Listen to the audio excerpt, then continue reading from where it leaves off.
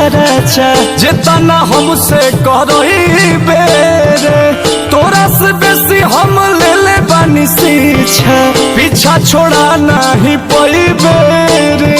अच्छा के प्यार में हिसाब ना करा माहौल खराब ना करा बुझलो। अरे करे जा जितना तोहरा से रात में बात कइले बानी न उतना केहू औरी खाती जागल ना है, लेकिन जदि तू हमार दिल तुरलू तो बुझ ली हो हम संतोष पागल नहीं बना बुझे ज्यादा तू चिराई उड़न बाज हो तो बुझ ली हम हई रंगा बाज हो बुझ ली हम हई रंगा बाज हो। मारम ना एक फट की एको भाषा ना बोलबा कोनो विषय में।